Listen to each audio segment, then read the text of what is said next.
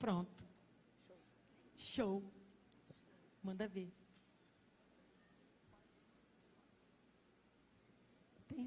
Glória a Deus, a paz do Senhor Jesus, igreja. Gente, eu não sei fingir costume. Eu estou chocada de estar aqui hoje.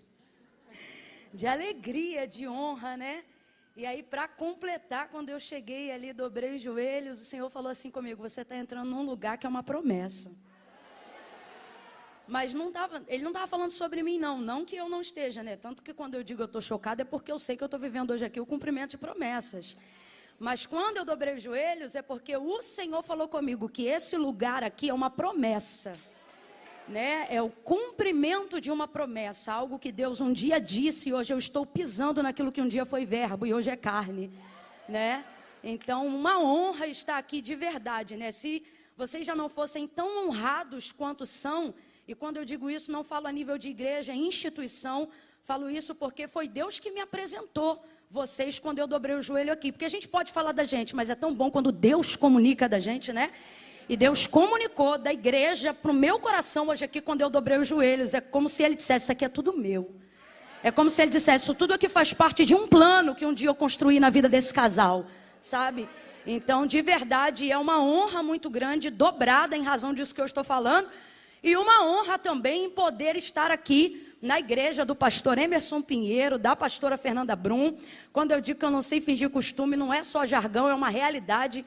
A pastora Fernanda chegou hoje e ela disse assim: olha, estou tão alegre, tão feliz de receber vocês aqui, é uma honra. E eu falei: não, pastora, né, não. E ela foi andando e eu continuei. Aí foi uma amiga que ouviu. Eu disse para ela: não, ela não está entendendo que antes de eu existir ela já era. Ela não está entendendo da minha alegria de estar aqui. Eu disse: a honra é minha de verdade. Eu é que sei o tanto que eu estou sendo honrada, né? Então, Deus abençoe a vida de vocês. É aquela honra mesmo que deixa a nossa boca seca, sabe? Que você falar, você fica eu assim. ouvi sim, só que eu fingi que não ouvi. Coisa linda, tá certo, muito porque bem. Eu fiquei com vergonha, assim, não, sabe? mas você tá certa, é isso aí. Quem fez certo foi a senhora. Eu é que de vez em quando faço as coisas erradas. Pecado. Glória a Deus, glória a Deus. Deus abençoe. Deus abençoe pastora Ana Nóbrega. Tô falando, tô nervosa, já começa a gaguejar. Ana, te amo, intercessora. Falei: Ana, que máscara é essa? Você tá no Rio de Janeiro, vigia. Como é que você me vem com uma máscara dessa?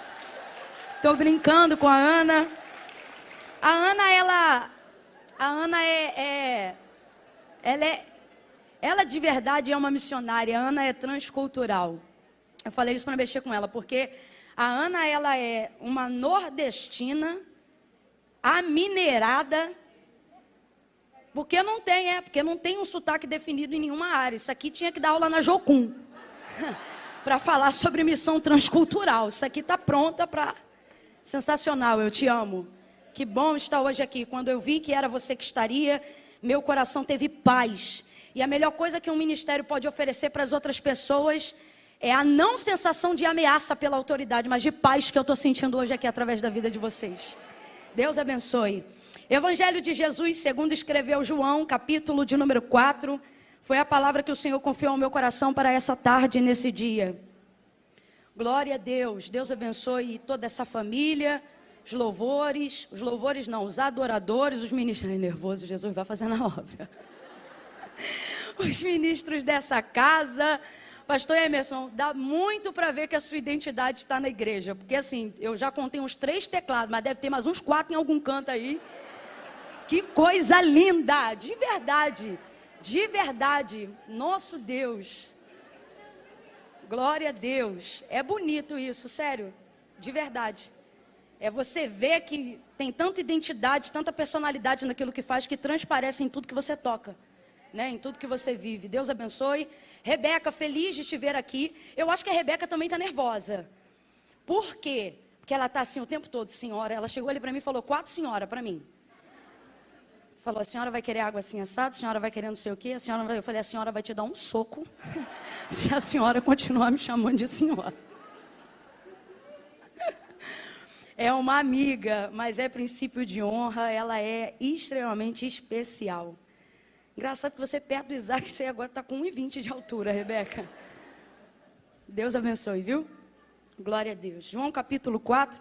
Gente, eu me faço acompanhar da minha mãe. Fica de pé, mãe. Fica, mãe, que a senhora está vivendo promessa junto comigo hoje. Oh, glória a Deus. Senta, mãe, que é para a vaidade não entrar no coração. Mãe do céu, para vir para a Barra da Tijuca, a gente tinha que pegar o Tinguá. Agora nós chegamos aqui de boa, tu viu? Deus é fiel. João 4. Eu pedi aqui, e vou fazer isso aqui antes, para que após a leitura do texto sagrado não tenhamos necessidade de acrescentar mais nada que não seja tão somente a palavra. E aí eu gostaria de dizer para vocês que os materiais que o Senhor nos confiou, né, são materiais, são vestuários. E foi uma forma que Deus nos deu de conseguirmos ser mais ativos e mais relevantes na obra missionária. E como eu estou numa igreja extremamente missionária, a pastora me deu liberdade para poder falar deles aqui. E eu gosto, quando posso, quando tenho liberdade, falar do propósito que essas roupas carregam, porque elas são a forma que a gente encontrou de ser útil no campo. A gente trabalha com esse material há 3 anos. No primeiro ano, a gente investiu em lugares fora do Brasil, África do Sul, Bolívia, países da América Latina. Mas há 2 anos, o Senhor falava comigo que Ele estava inaugurando algo no Brasil e eu quis participar disso.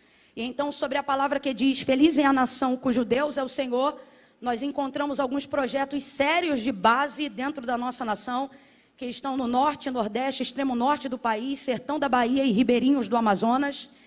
E ali a gente tem feito a diferença nos últimos 2 anos, especificamente monetariamente. A gente não leva o produto que é necessário para o lugar. A gente faz um estudo daquela região, do que ela está precisando monetariamente, ou qual é a área de combate, e quanto a gente precisa ter de investimento para combater aquela área. Por exemplo, existia uma cidade de 5.000 habitantes, onde a maior mortalidade ali, né, o obituário alvo ali, era por mortalidade infantil, causa de desnutrição, fome. E graças a Deus, nos últimos 1 ano e 9 meses, criança nenhuma mais morre naquela região desse caso, porque o problema lá não é mais fome, porque como igreja a gente entrou lá, e independente até de credo, de raça, de religião ou cor, e temos feito a diferença na comunidade local. Então a gente cura primeiro, e eles querem saber de onde a gente vê a cura, e aí então Jesus entra, né? Atende o emergencial e depois a gente fala do espiritual. Então eu gosto de falar, não para apelar, mas só porque como é roupa às vezes fala só de moda. E moda, na verdade, você atende a seu preço, a seu gosto e ao seu custo-benefício aonde você for, né?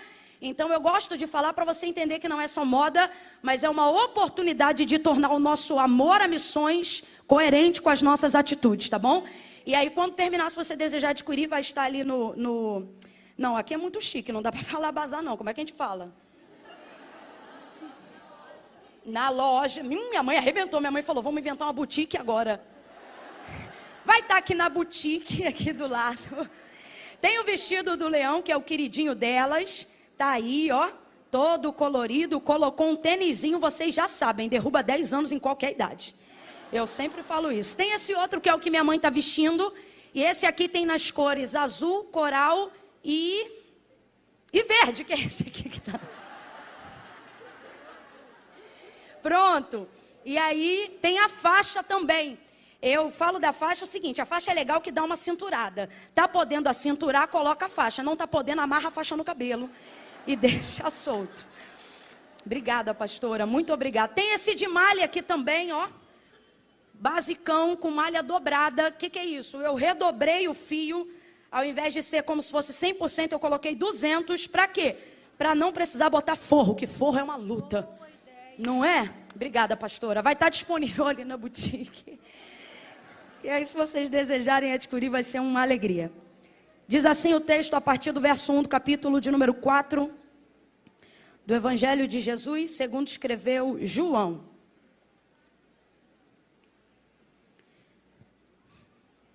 Quando os fariseus ouviram que Jesus fazia e batizava mais discípulos do que João, se bem que Jesus não batizava, e sim os seus discípulos, ele deixou a Judeia e voltou outra vez para a Galileia. Vamos lá, gente, ele deixou a? e voltou outra vez para a... E era-lhe necessário passar por Samaria. E chegou, pois, a uma cidade samaritana chamada Sicar, perto das terras que Jacó dera a seu filho José. E estava ali a fonte de Jacó. E Jesus, cansado da viagem, assentou-se junto à fonte, e era quase a hora sexta. Nisto veio uma mulher samaritana tirar água. E Jesus lhe disse: dá-me de beber. Pois os seus discípulos tinham ido à cidade comprar comida. E disse-lhe a mulher samaritana: como sendo tu judeu, pede de beber a mim, que sou mulher samaritana? Pois os judeus não se davam com os samaritanos. Respondeu-lhe Jesus: se tu conheceras o dom de Deus e quem é o que te pede, dá-me de beber, era tu que lhe pedirias e ele te daria água viva. E disse-lhe a mulher: Senhor, tu não tens com o que tirar e o poço é fundo, onde pois tem água viva? És tu maior do que nosso pai Jacó, que nos deu o poço, do qual ele próprio bebeu, e bem assim os seus filhos e o seu gado? E respondeu-lhe Jesus: todo aquele que beber desta água tornará a ter sede, mas aquele que beber da água que eu lhe der nunca mais terá sede. Pelo contrário, a água que eu lhe der fará brotar nele uma fonte de água que jorra para a vida eterna. E você diga amém por essa palavra. Glória a Deus. Eu creio que essa tarde é uma tarde de resposta, uma tarde de direcionamento. E eu vou procurar ser cirúrgica dentro daquilo que Deus confiou ao meu coração, porque todas as vezes que eu tenho a oportunidade de estar debruçada sobre João capítulo 4, a samaritana sempre ganha uma ênfase muito forte, porque nós temos com ela muita identificação, né? Acerca de algumas coisas, né? Por exemplo, como se manifesta sobre ela a graça redentora, muito antes da manifestação da cruz do Calvário, e tantas outras coisas, né? A gente acaba se assemelhando muito a ela. Então eu tenho aqui nesse texto, já por ser conhecido há algum tempo, né? Até aqueles que não são muito amantes do texto sagrado já ouviram falar dessa história pelo menos uma vez, né? Quem é que nunca ouviu falar daquela que tinha 5, que teve 5 e o 6º não lhe pertencia, né? Mas dessa vez, de ontem para hoje, o Senhor ele tem falado ao meu coração sobre dar ênfase ao que Jesus fez na sua condição ministerial diante dessa situação aqui. Então hoje a ênfase ela vai estar mais do que nunca, né? É tudo sobre ele, mas hoje mais do que nunca vai estar voltada para ele. Eu tenho pelo menos aqui umas 5 oportunidades de sermão, onde eu já pude fazer em cima desse texto, mas nunca uma tão específica sobre Jesus. Mas eu sinto que nessa tarde Jesus disse: eu quero que o meu povo faça exatamente como eu fiz nesse dia. E uma das coisas que ele fez, e certamente é a mais difícil de fazermos, foi ter deixado a Judéia naqueles dias para se dirigir à Galileia. Porque a Galileia era um lugar repetido, e você sabe que a nível de ascensão ministerial, Jesus sabia, através da sua onisciência, que ele só tinha 3 anos e meio para poder percorrer tudo o que precisava percorrer, fazer tudo o que precisava fazer e garantir que tudo seria estabelecido antes de ser assunto aos céus. O que mostra um dos princípios mais elevados do próprio Deus, né? O princípio do tempo. Até o Filho do Deus vivo, o Senhor de toda a eternidade, também tem prazo, também tem tempo. Também se submete a isso, assim como seu pai fez. Porque o Deus que poderia criar céus e terra, tudo que existe e o que há, dentro do tempo que quisesse fazer, o livro do Gênesis, independente do apontamento interpretativo, uma coisa é literal. O quê? Teve um tempo. E um tempo onde o próprio Deus inseriu, ele se inseriu e determinou. Fez a mesma coisa acerca do princípio do descanso, mesmo não precisando descansar. Mas também fez isso porque ele é pedagógico, ele estabelece princípios dos quais, não precisando, também é capaz de fazer. Só para nos mostrar que está nos dando a graça necessária para fazer também, como ele fez. E aí aqui nesse caso é a mesma coisa. Então voltar outra vez para a Galileia requer passar por um lugar onde ele já havia passado. E chega a ser complexo para a gente tentar imaginar Jesus passar novamente por um lugar onde ele já tinha passado. Porque a gente normalmente só volta em lugares por 2 motivos, basicamente. Primeiro, se a gente gostar. E o caso da Galileia não era só afinidade pessoal, porque gostar a gente vai ver em João 9, João 10 e João 12, que é quando Jesus deixa claro que retornava à casa de Lázaro, não por necessidade, mas porque os amava. Afinidade pessoal. Tirando esse fato, a maioria dos outros lugares onde Jesus percorria, ele fazia isso com muita objetividade, tanto que, se ele estivesse em um lugar onde ele não pudesse frutificar, dentro daquilo que se propunha a ser feito naquele lugar, ele não ficava. Porque Jesus é muito intencional, muito proposital e tudo isso por quê? Porque ele sabe que tudo isso está na regência de um tempo, está na regência de um prazo que mesmo sendo o Filho do Deus vivo, e como a gente aprendeu na escolinha bíblica dominical, mesmo sendo 100% homem, mesmo sendo 100% Deus, ele se mantém nesses princípios. Lembra quando Maria, sua mãe, diz para ele, olha, o vinho acabou, e ela está pedindo dele alguma coisa, e ele deixa claro algo acerca do prazo, quando ele diz, ainda não é chegada a minha. Se ele sabe qual é a hora chegada, sabe tudo que precisa fazer antes de chegar a sua hora. Jesus não tem o domínio para mudar as coisas do tempo no que tange a sua humanidade carnal, mas ele tem planejamento daquilo que ele vai fazer enquanto não chega a hora do que precisa definitivamente ser feito. Isso mostra um nível de coerência que não adianta, né? Pode ter unção, pode ter ministério, pode ter poder, pode ser cheio de Deus, pode ser cheia de Deus.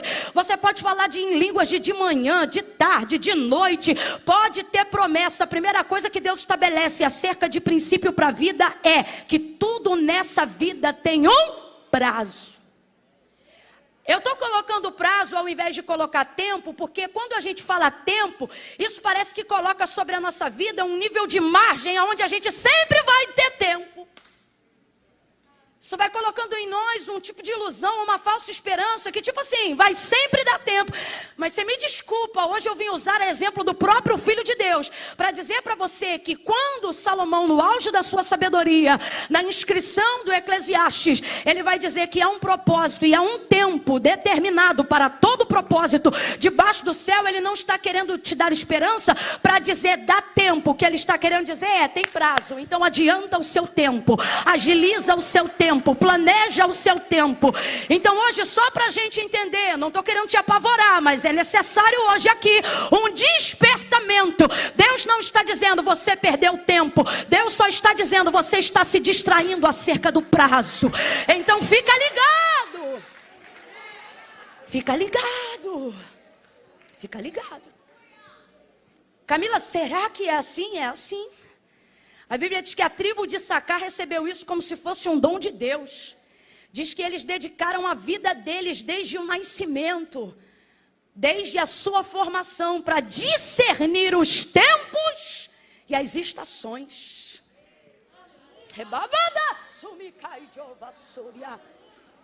E isso dava para eles o quê? O que hoje é mais caro do que qualquer moeda, mesmo que nós estejamos falando de libra. O privilégio da informação antecipada. O privilégio da informação antecipada é o que há de mais caro. Irmão, se hoje eu disser o que vai acontecer na Ibovespa amanhã, a gente arrebenta com o mercado mundial hoje. Porque tudo que existe a nível de moeda, de troca, de venda, de política, de governo, está baseado em uma coisa. O que é informação privilegiada? E o que é informação privilegiada? É saber aonde está um tesouro? O que é informação privilegiada? É saber quanto vai custar o dólar daqui a 4 dias? Não.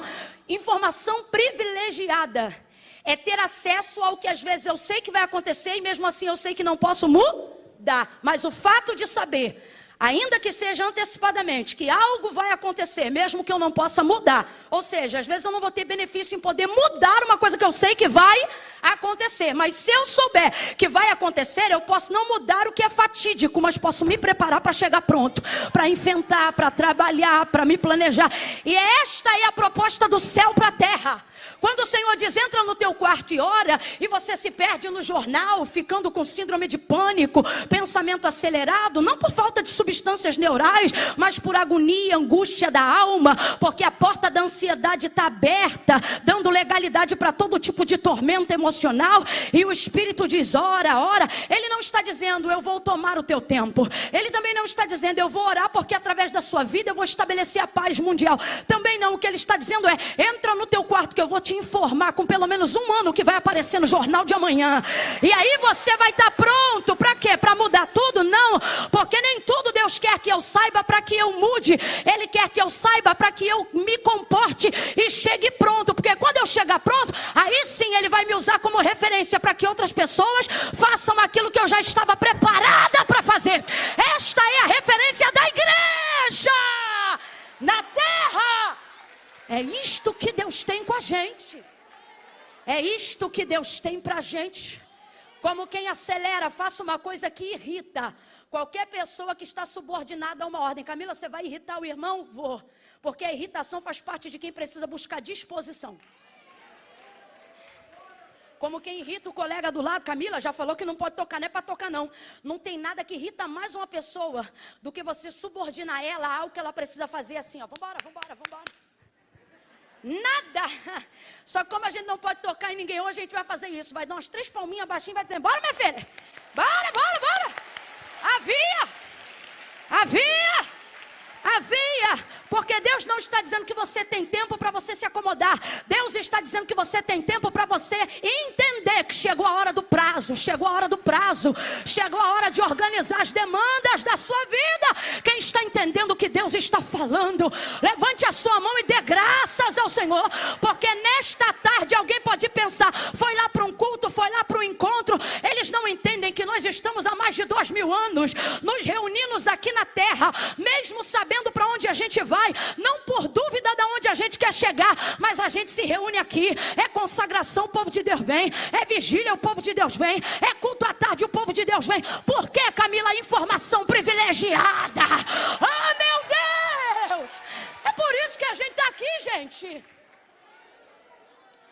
Quem diz que adora a Deus, a despeito do que Ele faz, só por causa daquilo que Ele é, ainda não entendeu de verdade os propósitos de Deus. Quando você mal conhece Deus, já diz: eu adoro Ele pelo que Ele é. Isso é uma verdade filosófica, mas não é vivida. Porque a única maneira de você saber quem Deus é convivendo com aquilo que Ele faz. Todo mundo que eu conheço, que quis dar uma de filósofo, ao invés de dar uma de sincero, e querer servir a Deus só pelo que Ele era, antes de se identificar com as obras dele, não aguentou. Porque faltou experiência para identificar quem Ele era. É claro que depois de um tempo de maturidade, a gente aprende que aí já não é o que Ele faz. De fato e de verdade é por causa de quem Ele é. Mas a gente só chega nesse estágio depois de se relacionar com as suas obras. Por que que antes de Moisés morrer, quando ele ainda tinha a legislação sobre o povo, Deus diz para ele: Moisés, fala para o meu povo de tudo que eu fiz. De tudo que eu fiz. Fala tudo, faz uma lista. Aí Moisés escreveu. Deus não se deu por satisfeito. Falou: Moisés, vamos fazer o seguinte, Deuteronômio 32, compõe uma canção aí que eu vou te dar. Porque a canção vem para a memória. A harmonia, né? Traz o poder da memorização. Aí ele foi e escreveu uma canção. Tem uma composição, né? O último cântico de Moisés. E o último cântico dele? Ele só falou daquilo que Deus fez. Quando ele terminou de falar, Deus disse: ensina os filhos de Israel a cantarem isso aí. Eu quero que eles cantem isso aí. Se fosse os céticos teólogos dos dias de hoje, eles diriam: essa canção não é boa, porque só fala do que Deus faz. Tem que adorar Ele pelo que Ele é. E eu vejo Deus dizendo: fala para eles o que eu fiz. Ele não disse: fala para eles quem eu sou. Ele disse: fala para eles o que eu. Porque se eles souberem o que eu fiz, será consequência saber quem eu sou. Fala para eles do que eu fiz. E era assim que Deus era passado de geração em geração. Aleluia. Oh, aleluia. Aleluia. Quando você observa João 4, e eu sei que essa narrativa, ela é muito específica em João, porque tudo que João escreve é muito específico. Eu não sei se é porque João tem a autoestima mais definida. Ele mesmo fala de si no próprio livro, né? O discípulo a qual Jesus amava. Rapaz, esse aqui tem a identidade no lugar. Dá a impressão até que Jesus amava mais a ele do que qualquer outro. Mas não é. Jesus poderia até amar todos iguais, mas João identificava isso de uma forma que deixava ele bem resolvido. Discípulo a qual Jesus amava. Aí a gente diz, mas aonde que está escrito assim? Ora, no texto que ele escreveu. É ele mesmo que... E João, ele tem uma outra coisa diferente nos capítulos que ele determinou acerca da inscrição do Evangelho. Ele sempre usa, na maioria das vezes, independente da versão traduzida, a conjugação do verbo no gerúndio, que é o verbo continuativo, para a gente que entende de português, né? Porque João, ele tinha um prisma sobre Jesus, seja antes, durante ou depois, independente do tempo em que aquilo que ele está escrevendo acontecia. Ele tem essa visão continuativa. Por exemplo, João 11, quando fala da cura do cego de nascença, o texto diz assim, e via Jesus andando, e então viu um homem cego de nascença. Se você olhar tudo ali em João 9, você vai perceber, quando você lê a história, que você está lendo uma história do passado, mas quando você lê é como se ela estivesse acontecendo na hora que você está lendo. É o jeito de João transmitir no texto assim, olha, eu estou dizendo para vocês que ele curou, mas ele continua curando. Que ele salvou, mas ele continua Então eu dou muita atenção às coisas que João diz. Porque em outros evangelhos, mesmo os que tratam a mesma história e o mesmo contexto, eles se preocupam em ser mais detalhistas ao que aconteceu, né? Como se fosse um resumo, olha, estava assim e aconteceu assim. Estava assim e aconteceu assim. João não. João, ele normalmente traz a intenção por trás dos fatos. E por que então eu tenho um prisma diferente sobre a interpretação de João acerca da inscrição do Evangelho? Porque uma coisa é você chegar num restaurante e ter um cardápio. E você vai pedir a comida, mas cada chefe de cada restaurante vai cozinhar aquilo que você pediu do jeito dele. Quem está entendendo, diga amém. É diferente de quando você quer fazer essa comida em casa e você tem que pedir a receita. Você não vai comer só o prato, você vai pedir a receita. Quando eu olho para o jeito de João escrever o Evangelho, eu vejo que ele não diz só o que aconteceu, mas quando ele revela qual era a motivação ou a intenção de Jesus por trás do fato, é como se nas entrelinhas ele desse para a gente a receita, como quem diz assim, pode acontecer de novo. Se você entender a receita, porque quando você sabe cozinhar, você fica refém de quem cozinha? Não, se a pessoa está, você come, se não tiver, você come também. Rapaz, a coisa é tão apertada, se a gente for usar o exemplo de cozinha, que se alguém fizer o que a gente faz, mas não fizer do jeito que a gente faz, a gente não come. Então, João, ele dá a receita da intenção. E qual é a receita da intenção? Isso aqui pode deixar alguém escandalizado, mas a verdade é uma graça, a verdade é a graça escandalizadora que liberta, né? Por exemplo, o verso de número 3, de número 4, deixa claro que a motivação original, intencional, essencial de Jesus, ao passar por Samaria, não está ligada, por exemplo, à mesma alegria de quando ele queria ir à casa de Lázaro. Por quê? Porque não está ligado ao que ele sente, está ligado ao que ele sabe que precisa fazer. E aí muda tudo. Muda tudo. Uma coisa é você fazer o que sente, outra coisa é você fazer o que sabe. Tem coisa que você faz porque você sabe que tem que fazer, não significa que você está feliz fazendo. Quem aqui levanta 4 horas da manhã para trabalhar? Tem alguém aqui? 4 horas, está lá a serva do Senhor, outra aqui, o varão lá. 4 horas da manhã. Irmão, 4 horas da manhã, eu não sei quanto tempo esse pessoal trabalha num tipo de trabalho onde esse é o horário que tem que levantar, mesmo que seja numa demanda do lar, né? Aí 4 horas, fala aí, irmã, tu levanta dizendo, 4 horas, maravilha! É assim, irmão, que tu levanta todo dia 4 horas da manhã? Eita glória! Alguém está feliz por quê? Porque levantei 4 horas da manhã. É assim, irmã? Não é nada? Mas levanta sempre que tem que levantar, né, irmã? É o quê? De segunda a sexta? Segunda a quarta? 24? Eita, Jesus, ajuda. Vamos fazer uma oração pela tua vida hoje. Não, mas vamos lá.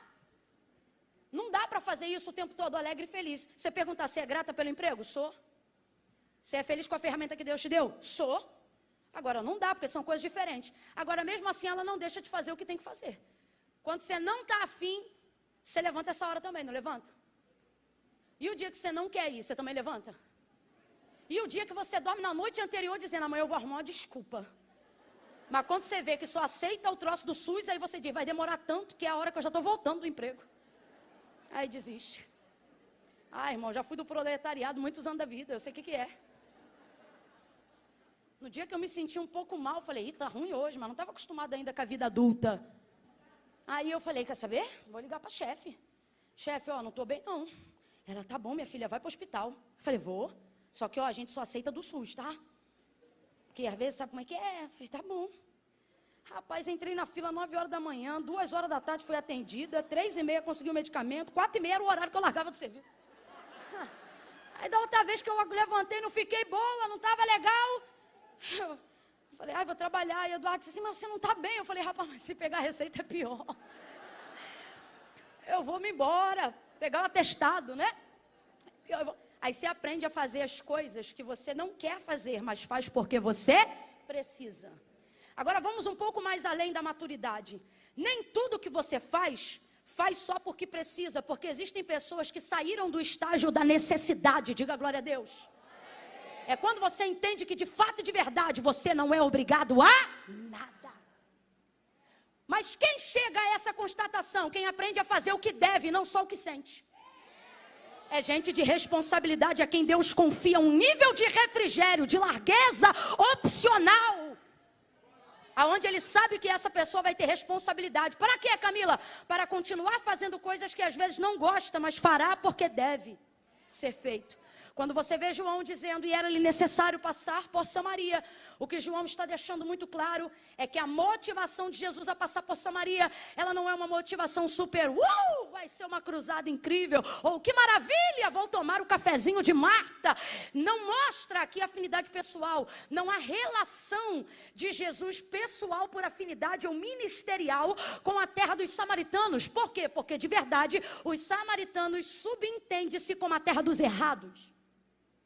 Não, Camila, mas eles só eram, quem fazia isso eram os judeus. Não, Jesus deixa claro que a razão estava com os judeus e que o erro estava com eles.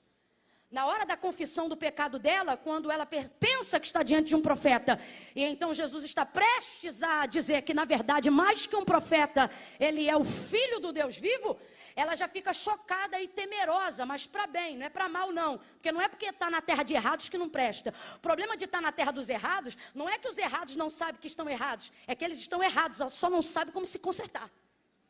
Porque o pecado ele é assim, ele te mostra a porta de entrada, quando você quer sair, tu não vê porta nenhuma. É mais ou menos Samaria. Quem são os samaritanos? Eles estão errados porque quem perverteu a lei foram eles. Eles estão errados porque quem miscigenou a raça foram eles. Eles estão errados porque quem decidiu construir ídolos constituídos por mãos de homens no mesmo monte onde o altar de Deus já existia por intermédio de Jacó foram eles. Quem decidiu sair de uma teocracia para uma democracia espiritual foram eles. Tanto é que quando ela decide, após a confissão do seu pecado, por auxílio de Jesus Cristo, né? Porque ele sabia que ela não tinha marido, sabia ou não sabia? Sabia ou não sabia? Mas Jesus é assim, quando ele é bom, mas quando ele é terrível, ele é melhor ainda. Ele disse assim, traze-me aqui o teu marido, e ele sabia ou não sabia? Tem coisas que Jesus pergunta pra gente que ele já sabe, ele só pergunta que é pra gente saber. Porque tem situação que a gente está que a gente não se enxerga. Aí ela diz, eu não tenho marido. Ela acabou de confessar que era peguete de um cara. Que era de outra mulher. Acabou. Agora eu vou te perguntar, isso que ela falou é bonito? Isso que ela falou é bonito? Mas Jesus olha para ela e diz, disseste bem. Tem hora que dá um... Você fala, rapaz, eu subo um monte, eu viro debaixo da cama, eu boto a boca no pó, eu estou quase comendo pó.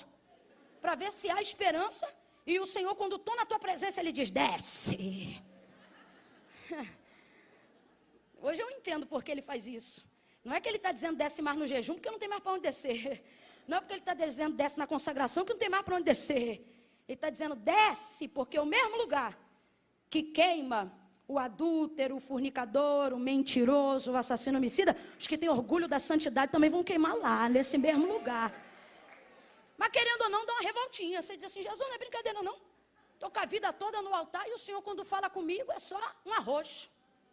Parece pai e mãe, né? Quando a gente diz, tirei 10. Minha mãe nunca disse parabéns, ela dizendo, faz mais do que tua obrigação. Tu não trabalha, tu não faz nada, tu tem que estudar. Aí depois de dar o sermão, dizia, parabéns. Era um parabéns assim. Dá essa impressão, né? Aí a gente aqui tudo bonitinho e o tratamento às vezes é esse. Tá ela dizendo, acabou de dizer. Não tem marido, se não tem marido, tá ficando com quem? Se não tem marido, quem tá pegando quem? Mas Jesus não faz isso não. Jesus olha para ela e diz, disseste bem. Então eu vou perguntar de novo, entenda, o que ela falou foi bonito?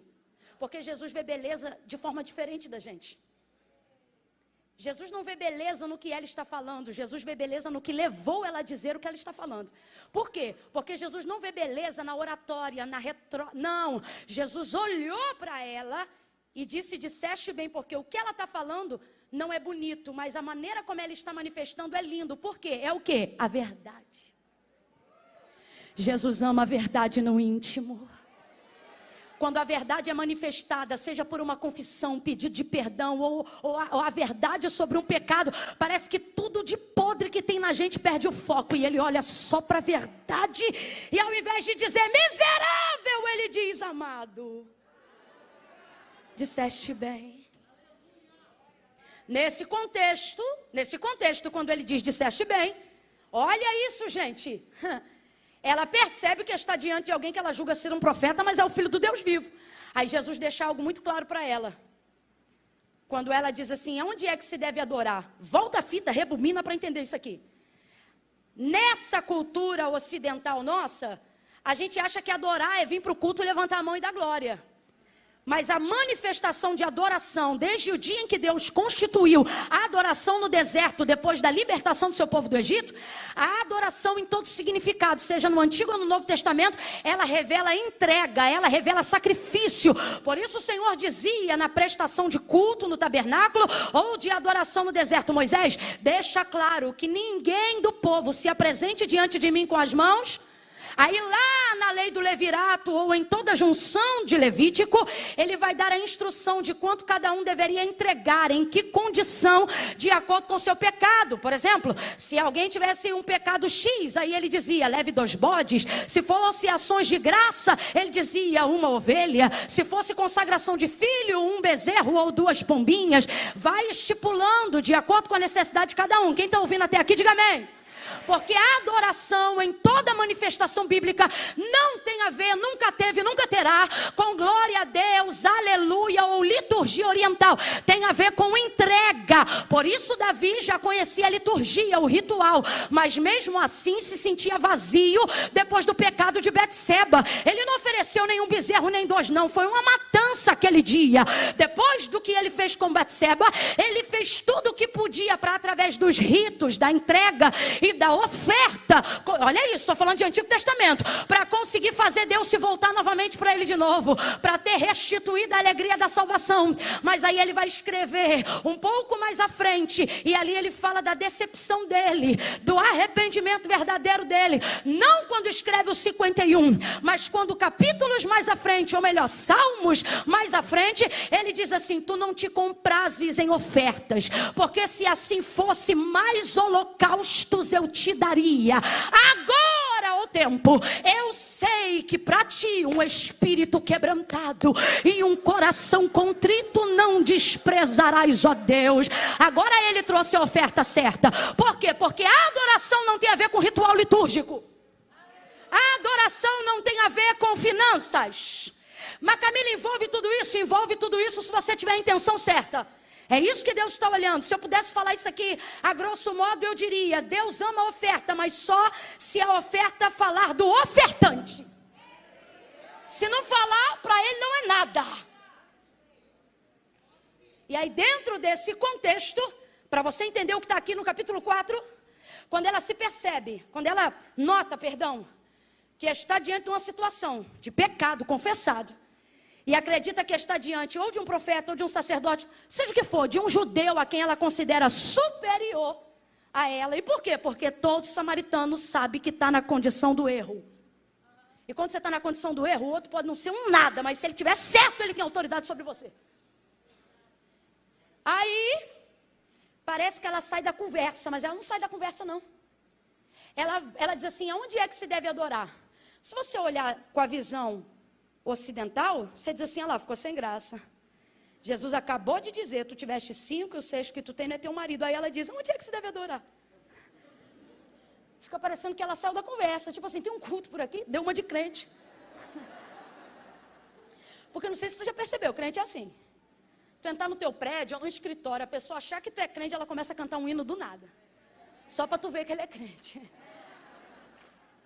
Aí quem olha a grosso modo, pensa assim, ficou sem graça, tentou fugir da conversa. Não. Porque o pior não é saber o que eu tenho que fazer depois que o pecado é confessado. O pior é confessar. Depois que eu confesso, irmão, o que eu tenho que fazer vira fichinha. A pior prisão do pecado, você pensa assim, eu não posso falar por causa disso, por causa daquilo. Exatamente, porque o pior, na verdade, é falar. Depois que você fala que desaba tudo, aí tu começa a construir de novo. É a parte mais difícil. Falar. Então, quando ela percebe que está diante da oportunidade de ser livre dessa cadeia, não, ela não foge da conversa, ela entra dizendo, aonde é que se deve adorar? Vou traduzir, aonde eu levo oferta para expiação desse pecado que eu acabei de confessar. Nas entrelinhas, olha o que ela está dizendo, como é que eu resolvo isso aqui, profeta? Ela não está com medo não, ela está dizendo, tá bom, já falei, estou no rolo, agora eu quero resolver. Por quê? Ela está deixando claro que na verdade ela sempre sabe que está errada, só que ela não tem como resolver, e ela diz, por quê? Olha o que ela diz, porque assim,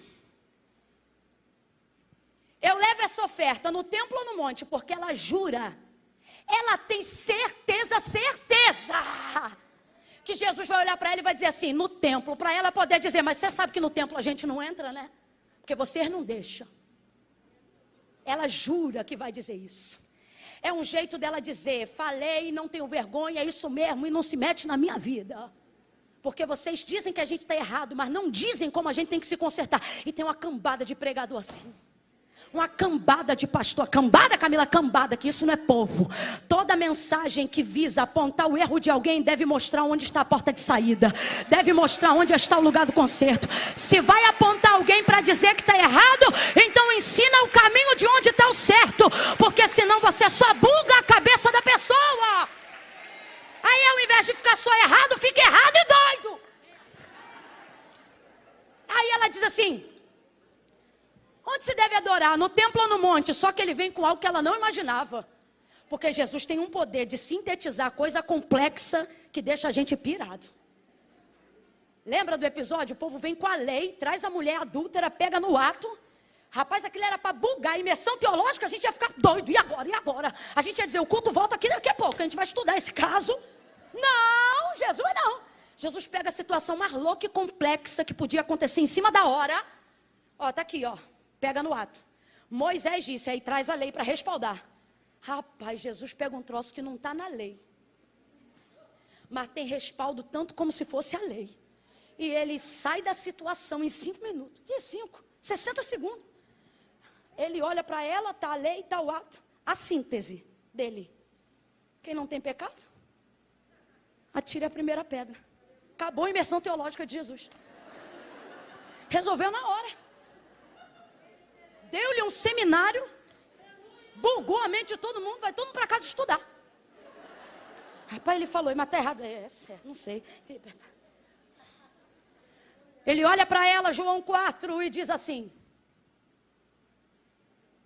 tu sabes que a salvação vem dos judeus. Então quem está errado? Obrigado, ainda bem que tu estava aqui. Vamos lá, gente. Jesus está deixando claro que se o lugar certo do concerto é no templo em Jerusalém, significa que os samaritanos estão errados. Estão errados. Não é um julgamento, é uma constatação. Não precisa ficar preocupado com isso. Tu sabes que a salvação vem dos judeus. Entre linhas, tradução, Jesus está dizendo, tu sabes que se tu quisesse levar oferta para a expiação desse pecado, a única forma de ser liberada era num altar legítimo, por um sacerdote legítimo. E esses aí só estão aonde? No templo em Jerusalém. Mas como é que uma samaritana vai entrar em Jerusalém, gente? Não entra. Eu imagino ela preparando já o fôlego para argumentar e ele deixando claro, dizendo, tu sabes que a salvação vem dos judeus. Ele está dizendo, você sabe que vocês estão errados. Só que ele termina sintetizando, dizendo assim, nem no templo, nem no monte. Porque ela diz, eu levo essa oferta onde? No templo ou no monte? O que ela está dizendo nas entrelinhas é isso aqui, ó. O que Jesus, perdão, está dizendo é isso aqui, ó. Filha, tu leva aonde? Ó a sinuca de bico dela. No templo tu não entra e no monte Deus não recebe. É isso que ela está querendo dizer. No templo eu sei que eu não posso entrar. E no monte sei que Deus não vai receber. Por que Deus não vai receber no monte? Porque Deus não divide altar quando ele tem altar legítimo. O mesmo altar que tem lá em cima do monte, lá em Samaria, é altar que está do lado de Moloque, é altar que está do lado de Baal, é altar que está do lado de Azera. E Deus não vai dividir isso. Se Baal tem seus amantes, Deus não. Deus não se submete. A gente tem que entender, irmãos, adoração com Deus é um negócio muito sério. Se ele não for a prioridade, ele não aceita ser mais nada. Não é que você coloca, a gente tem essa mania quando está pregando, né? De dizer assim para os irmãos, a gente coloca Deus aqui. Tipo, a gente dá para Deus 70%. Quem não dá para Deus 100% está iludido de que está dando alguma coisa. Porque se Deus não for prioridade, ele não aceita ser nada. Se ele não for primeiro lugar, ele não fica no segundo. Ou é o primeiro ou ele sai. No templo ou no monte? Aí Jesus responde, deveria ser no templo, mas no templo você não entra. No monte quem não recebe é Deus, mas vou resolver teu caso agora. Por que ele resolve? Porque você precisa de um sacerdote, eu sou o sumo. Tem coisa que a gente acha tão complexa. Você diz, eu tenho que ter dinheiro, eu tenho que ter plano de saúde. Aí Jesus está dizendo, você só precisa de mim. Eu sou o que você precisar que eu seja. Na hora que você precisar que eu seja. Qual é a situação dela? Pecado. Qual é a situação dela? Libertação. O que ela precisa?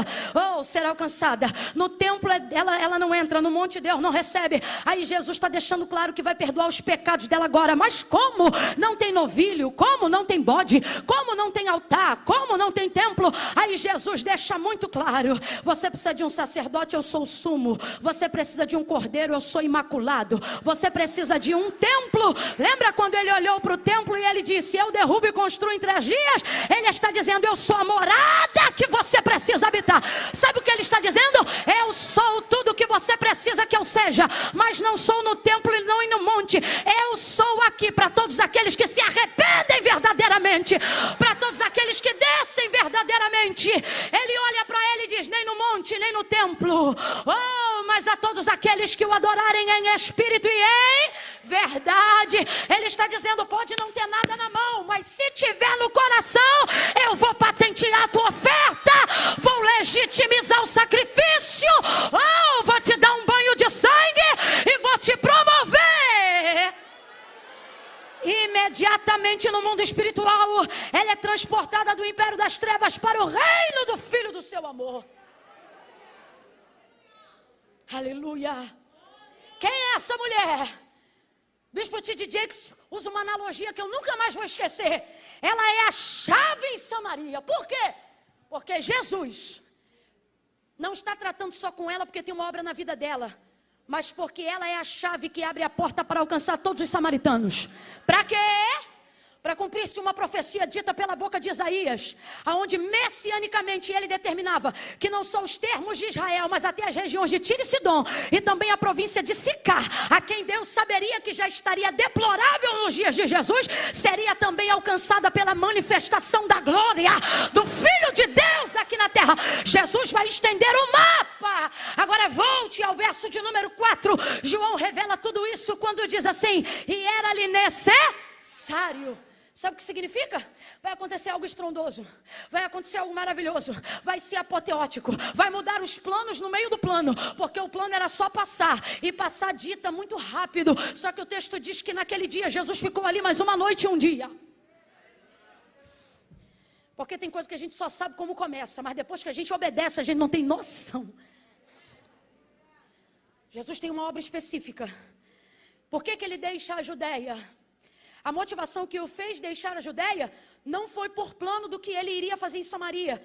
Quando você tem prazo, você não empurra nada. Você faz as coisas porque devem ser feitas, mesmo quando você não estiver sentindo coisa alguma. Vida com Deus, vida devocional, hábito, rotina, só funciona quando você para de agir só de acordo com o que você sente. Me irrita a quantidade de crente que conhece a palavra de Deus e que sabe que a Bíblia afirma que o coração do homem é o quê? Mas por que você só faz o que sente? Se eu sentir, eu perdoo. Se eu estiver sentindo isso, se eu estiver sentindo aquilo. Fé não é sobre o que a gente sente, fé é sobre o que a gente... Por isso que a gente faz mesmo quando a gente não, porque a gente é crente. Era-lhe necessário. Por que era-lhe necessário? Era necessário porque tinha que passar por Samaria? Não. Era necessário porque tinha que deixar a Judeia. E já que o destino final era a Galileia, o jeito mais rápido de fazer isso era passando em Samaria. Qualquer judeu que saísse da Judeia para ir para Samaria fazia obrigatoriamente uma viagem de 6 dias. Quantos dias? Porque ele tinha que dar toda uma volta no entorno de Samaria. Para quê? Para não ter que topar com nenhum samaritano, porque judeus e samaritanos não se comunicam.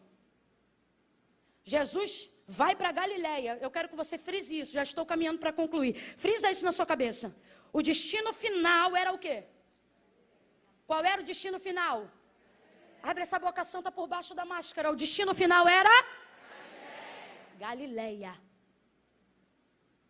Jesus vai passar por Samaria porque isso derruba a viagem em 3 dias. E Jesus não tem tempo para ficar perdendo com coisa que está acontecendo, não. Tem gente aqui que está em situação onde no meio tem uma pendência e você quer dar volta. Jesus está dizendo, passa no meio. Aonde? Bem na pendência e resolve. Por quê? Porque isso atrapalha a viagem. Mas quero chegar no destino final. Às vezes chega no destino final, mas chega arrebentado. Por quê? Deixou uma pendência lá no meio. Camila, mas o problema nem é meu. Não foi nem eu que entrei nisso. Igual Jesus. Você acha que ele entrou em problema com o samaritano? O Filho do Deus vivo chegou na paz. Ele era só amor. Mas agora vai entrar para resolver um problema que não foi ele que criou. Porque chamado e ministério tem a ver com isso muitas vezes. Não é sobre você entrar para terminar o que você começou. Mas é entender que tem coisas que você não começou. Mas a pergunta não é... Vou resolver porque comecei. Não.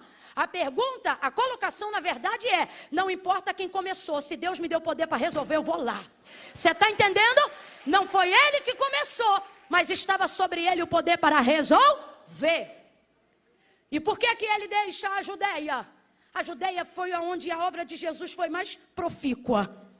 Antes do Calvário. Eu vejo aqui na Judeia a alegria do Jesus Deus e do Jesus homem. Por quê? Porque o Jesus Deus está no tempo certo, fazendo a coisa certa do jeito certo. E o Jesus homem está alegre, cumprindo a chamada no lugar certo, ao lado de um amigo que preparou o caminho para ele chegar onde chegou. Nesse episódio. Sabe o que eu vejo aqui? Eu vejo um Jesus que sabia que ia ter cardo, ia ter fardo, ia ter luta, ia ter traição, mas está no epicentro de um daqueles momentos onde tudo está funcionando coordenadamente e perfeitamente. Tem amigo, tem batismo, tem pregação, tem salvação, tem reconciliação, tem alegria, tem comunhão. Está perfeito. Está perfeito. É Jesus e João. Para pensar hoje nesse culto. Se ao invés de nós que estamos aqui, a gente anunciasse um cartaz e dissesse assim, imersão teológica. Aonde? No deserto da Barra. Aonde? Na IPAM. Aí você olhasse, dirigente do culto, João Batista, pregador, Jesus de Nazaré. Mano, ia ter gente pendurada nesse lustre aqui. Pense num lugar onde João e Jesus estão fazendo a obra no mesmo tempo. Do mesmo jeito, com a mesma força, com o mesmo dinamismo. É por isso que o termo que a Bíblia usa, que a palavra de Deus define, é que havia no deserto uma multidão a perder de vista. Sabe como é que era quando Jesus e João Batista estavam juntos batizando? Se eles decidissem falar alguma coisa, a cada 50 compartilhava-se o que falava e essa voz ia reverberando, sem retorno, sem microfone. Então toda a palavra era dita pelo menos 50 vezes. Pensa no poder. E nem tinha batismo do Espírito Santo não, estou falando só ali, ó. O texto diz que não eram poucos, mas eram muitos que batizavam aquele dia. Eram tantos e a coisa cresceu a tal ponto que agora quem batiza são só os discípulos. Porque Jesus não batizava ninguém. Só que quando o povo, os sacerdotes, os sumos sacerdotes, os fariseus, começaram a saber do que estava acontecendo no deserto da Judeia, eles começaram a trazer um espírito faccioso de disputa, que sai aonde? Que sai no valor quantitativo e não no mérito igualitário inventário da glória de Deus. Olha o que eles diziam. Os fariseus, quando ouviram que Jesus fazia e batizava mais discípulos do que João, olha isso, o texto é claro, Jesus nem batizava, mas a desgraça da fofoca vem logo depois do espírito faccioso. Se tiver facção, tem divisão. Se tiver divisão, a fofoca entra na hora. Que é o comparativo, é o valor, é a guerra. E isso não podia acontecer com a obra. Escuta o que eu vou lhe dizer. Quem começou isso aqui foi João. Deus não quebra princípio de honra, mesmo sendo a glória dele. Aquele que não usurpou sendo igual a Deus, mesmo sendo, mas desceu. Você acha que ele vai ter problema no deserto da Judeia? Vai nada, irmão. Quando ele vê que a facção entra, a primeira coisa que ele faz é... Agora, foi João que levantou a facção? São os discípulos que estão de contenda? Não, quem é que está falando o que está falando? Só que ele sai antes de disseminar. Quem tem maturidade não dá tempo para o diabo agir. Quem tem maturidade faz o que precisa ser feito antes de ver o que está para acontecer. Informação privilegiada, acesso, você vê a lei antes de acontecer. Olha isso. A coisa estava dando tão certo e estava tudo tão bem, que imediatamente, não é coincidência. Analise o texto e você vai ver que não é coincidência. Imediatamente, ao saber disso, ele vai deixar a Judeia. Por quê? Porque tem coisa que para continuar boa, você tem que saber a hora de sair. Tem coisa que para continuar funcionando, você tem que saber a hora de tirar o teu pé. Aquilo que foi bendito ao entrar, só vai ser bendito ao sair, se você souber a hora de... Jesus preservou a obra. E se eu fosse falar isso aqui num linguajar bem crentez, sabe o que eu diria? Quem sabe para que foi chamado não disputa. Quem sabe para quem foi chamado não se submete a entrar em facções. Deus está liberando esta palavra sobre nós nesta tarde para dizer: quem tem conversa de facção é fariseu. Por quê? Porque quem não faz nada tem tempo para medir o que o outro está fazendo. Mas quem está ocupado na obra não está. Levante a sua mão. Todo espírito faccioso que tentou entrar na minha mente, na tua e no nosso coração, hoje a gente denuncia no mundo espiritual em luz. Fariseu não vai governar nosso ministério. Importa que ele cresça e que eu diminua. Importa que ele apareça. É maior o nome de Jesus Cristo do que o nosso. Deixa ele brilhar. Ele deixou. Oh, aleluia. Deixou.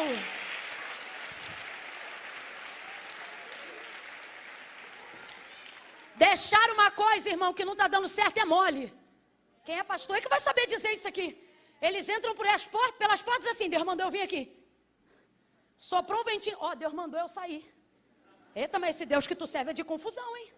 Não sabe que hora entra, não sabe que hora sai. Agora, quem tem maturidade, irmão, é quando a coisa tá boa. Eita! Porque Deus tem essas coisas. Tu tá no maior ventão. Tu diz: Deus, eu vou sair. Ele diz: fica. Quando vai tudo pro lugar e tu nem se lembra mais da crise, aí você diz assim: maravilha, eu vou ficar. Ele diz: agora pega tuas coisas e sai. Deus é assim. Ouça isso. É fácil sair quando tu tá dando errado. Difícil é você sair com a popularidade em alta. Rapaz, o deserto da Judeia está popocando. A campanha de João é a melhor de todas. Qual é, Camila? É do carro, é da casa? Não, ele larga o aço, fala de arrependimento, o povo batiza. É um troço fora do comum. Você sabe que, se eu fosse falar grosso modo, a religião do judeu não tem, porque a religião dele é étnica. Então pensa num lugar onde você pode batizar as pessoas e elas serem regeneradas na hora, porque não precisam ser preparadas. No sentido de que assim, não vai preparar para batizar. Ele olhava, queria batizar, porque o cara já está com aquilo ali na cabeça desde novo, já saía dali pronto. Imagina tu batizar um fariseu ou um pecador e levantar já um pregador, vai. Você batiza, tá pronto. Rapaz, era muito poder, era muita glória. A coisa estava indo tão bem, indo tão bem, tão bem, tão bem. Só que começou a entrar isso. Qual era o comentário na cidade? Que Jesus fazia e batizava. Olha a conversa, fazia e batizava. Camila, mas é verdade? É verdade. Só que tem uma parte que não é verdade, que é a que ele diz que batiza. E independente se for verdade, qual é o problema? A motivação com que é dita. É nisso que muita gente começa a ter uma humildade falsa. É quando você não se torna um mentiroso, mas você fala a verdade com a intenção errada. É o caso do fariseu. Aí o texto diz que ele deixa. E Deus me trouxe hoje aqui, foi nisso que eu disse que tinha que ser cirúrgica, para obedecer o comando do Senhor. Tem áreas na sua vida que a facção entrou, e o Senhor está dizendo que você está dobrando o joelho para entrar no território, para rasgar, para tomar posse, e Deus está dizendo, e se eu te disser que a decisão mais coerente é você tão somente deixar? Não estou falando de casamento, não estou falando de filho, porque Deus não quebra princípio. Ok? Estou falando de situações onde tem alguém disputando a tua vaidade, onde você está se sentindo suscetível a descer a um nível que não é teu, porque está contaminado com a disputa. Aí ele está dizendo, se a situação é essa, e eu friso o si com toda força, se a situação é essa, deixa. Mas vale aqui um adendo para as solteiras. Se o cara te trata como opção, você nunca deveria ser a escolha dele. Você nunca deveria escolhê-lo. Ai, porque a fulana gosta, mas eu vi primeiro. Deixa. Deixa. Se está convivendo igual no caso da samaritana, com alguém que não é teu, não adianta trazer foto para botar no altar da IPAM. Não adianta vir para a oração para dizer, ai, é meu, eu amo. Trabalho de consagração à tarde, libertação lá na igreja da minha cunhada. A gente pipocava direto 3 horas da tarde. Era aquele culto que se a gente pecasse, a gente não ia para o culto, porque Deus falava. E não tinha esse negócio de processo não, meu irmão. O profeta olhava para você, apontava na tua cara. Contava o teu pecado na frente de todo mundo. E ainda dizia assim, não é assim? A gente ainda tinha que falar, foi verdade. Era assim, eu sou dessa época. Aí daqui a pouco tá a gente no final do culto, tinha mesa, pedido, oração. Isso aí vai de fé para fé, de lugar para lugar. Aí veio uma moça no final do culto, não foi, mas botou na minha mão. Falou, ora por esse homem aqui. Deus falou, não ora não, que não é dela não. Na hora. Falou, não ora não, que não é dela não. Tá querendo fazer comigo igual fez Balaão. O rei fez com Balaão. Eu olhei para ela, botei a foto assim, virei, botei a mão na cabeça dela e falei, santo Deus.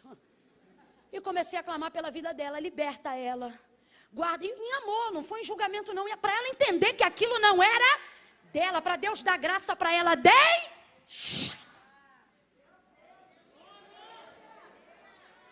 Deixou? Aconteceu nesse dia um negócio que eu nunca mais esqueci, era a única foto que ela tinha na Bíblia, ela foi-se embora e não lembrou de pegar a foto de volta, a foto ficou lá, no cesto de oração, nunca mais. E não é porque, não, ela foi-se embora, nunca mais foi na igreja, não fez mais a campanha, esqueceu da foto. Parece essa aqui. Quando você entende o prazo e a vontade de Deus para a tua vida, aquilo que era prioridade muda de lugar. Não é o ponto principal, mas vale a pena o comentário. A mulher chega com um cântaro, ela quer água, briga para não dar água, Jesus não precisa de água, mas pede água. No final ele não bebe água, ela não puxa água. Todo mundo está saciado sem tomar um gole d'água. Ela reclama, vai ouvindo, ela reclama porque não queria dar para ele o cântaro, porque judeus e samaritanos não se comunicam. Ele estava disposto a beber do cântaro dela, mas do cântaro dela ninguém bebe. Porque se judeu não me dá moral, também não vou dar moral para judeu. No final das contas, não puxa água, ninguém toma água, ninguém bebe água, está todo mundo satisfeito e o texto diz que ela larga o cântaro. E entra na cidade sem cântaro. Se você entender o tempo, você vai ver que as prioridades mudam. Que o que agora parece importante, que o que agora parece que é tudo na sua vida, Jesus reputa a nada, se você entender a sua hora e o seu tempo. Deixou a Judeia, Camila, mas a obra estava muito boa, e para continuar boa ele teve que deixar. Fale aí, para continuar boa ele teve que deixar. É isso aí que Deus está dizendo para algumas pessoas aqui. Se você não gravou nada do que eu falei em todos esses tanto de minuto, Deus está dizendo para você, se você sabe o que é, deixe hoje. Deixe aqui agora. Deixe no melhor lugar onde você pode deixar algo. Deixe no altar do Senhor. Deixou. Deixou para ir para onde? Vou me rasgar todinha aqui. Ana, ora por mim. Deixou onde, gente? Deixou tudo lá na Judéia. Para ir para onde, gente? Para onde? Galileia. Mas aconteceu tanta coisa em Samaria, que a impressão que a gente tem é que ele deixou a Judéia para ir para... É porque eu frisei a Galileia, mas se eu te pego desprevenido, tu diz Samaria. De tanta coisa que aconteceu em Samaria. Agora, geograficamente falando, preste atenção que isso aqui é interessante entender. Sabe o que é Galileia? Galileia está na região norte. Judéia, subentende-se sul. Samaria, nessa linha geográfica, representa justamente o lugar do meio. Então, olha que bacana. O lugar que Jesus está indo representa o norte. Quem já teve uma mãe brava? Aleluia. Já deve ter ouvido pelo menos uma vez na vida, ou um pai dizer assim: toma um rumo para a tua vida, toma um norte. Tua vida precisa de um norte. Porque norte é rumo. Aonde a bússola fica travada quando você quer uma direção? Ela define qualquer lugar a partir do norte, que é o alinhamento. Então preste atenção. Jesus está indo para o... Atualmente ele está no sul. E Samaria está justamente no centro. Sul, aqui. Vamos lá. Sul aqui. Ah, não, vou botar o azeite no norte. Norte aqui. Sul aqui. Samaria. Bem no meio. Jesus, água viva. Ele está aqui. Ele está indo para onde? Isso. E agora ele está onde? Então ele quer chegar aqui. Esse é o destino final. Completa aí, galera. Esse é o destino final. Mas no meio tem a terra dos errados, que é o centro, que é Samaria. Tu acha que é coincidência ela está justamente no... É ruim, hein? Toda pendência sempre está no meio. Sempre. Quisera que as pendências fossem no final. Ah, já cheguei mesmo? Ah, a gente não resolvia era nada. Mas Deus bota as pendências bem aonde? O que acontecia naquela época? Para o judeu não passar aqui, ele pegava a montanha de Samaria.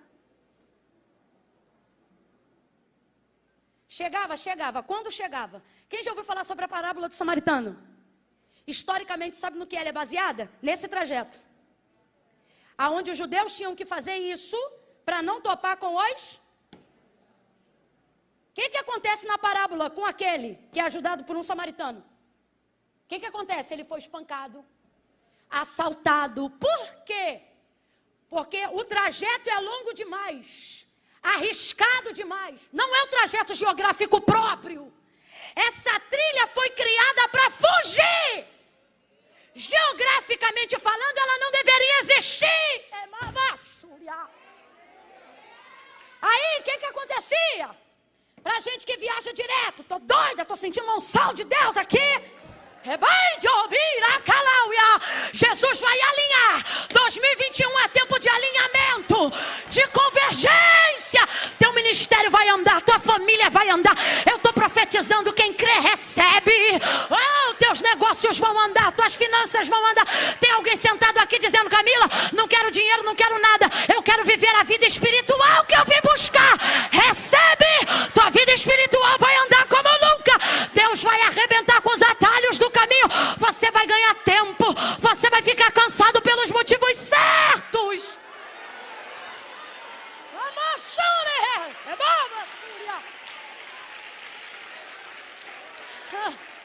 Aí o que acontecia? Como é que eu faço minha mala para viajar? Minha mala é estratégica. Eu conto assim, ó. Quantos dias eu vou ficar fora? 4. Que eu não fico mais do que isso longe do meu marido de jeito nenhum. E nem ele de mim. Se emendar, se tu me veio em um lugar mais, pode ter certeza que ou ele já mandou passagem para eu ir nele, ou eu já mandei passagem para ele ir em mim. Que ó, tem que se encontrar. Aí, vamos supor, se eu tenho uma viagem para 4 dias, eu faço 4 mudas de roupa pronta. Essa é do primeiro, essa é do segundo. Eu não tenho esse negócio de troco isso, se acontecer, vai acontecer. Eu odeio mala pesada. Faça ali, ó, pá. Tum. Uma de translado, outra. Ah, isso aqui é jeans, a mesma que eu vou, eu venho. Eu não sei o que. Resolvi. Porque eu sei quanto tempo eu vou passar. Porque dependendo de onde eu vou, ainda mais agora, que cada quilo de bagagem excedida é 25 contos, isso é mais caro que a picanha. Eu não vou dar mole, não. Irrita. Rapaz, o povo que paga a nossa passagem vende coxinha, borda toalhinha, faz feijoada final de semana. Aí tá. Vou fazer a mala. Por quê? Se eu for com muita bagagem, isso gera peso na vida. O que o povo acontecia? Você faz uma viagem de 3 dias, é uma mala. Você vai fazer uma viagem de 6, já é outra mala. Aí um monte de nômade aqui no deserto, porque aquela região é de nômade. Quem é o nômade? Ele não é nem de Samaria, nem de Jerusalém. Ele vive do que cai aqui no deserto. Quem está entendendo o que Deus está falando? Sai daqui e vai cheio de carga, cheio de bagagem. Por quê? Porque não vai comprar nada aqui, não vai beber nada aqui, não vai passar na lojinha de conveniência que tem aqui. Então ele leva água de casa, comida de casa, roupa de casa, tudo de casa. E ele pensa, tô bem, tá nada, tá pesado. Tá com a carroça enorme. Aí quando ele vai chegando nessa rota aqui que é a da fuga, os nômades estão olhando. Se tem, olha que loucura, gente. Isso aqui é pura geografia e história com H, não é com E, não.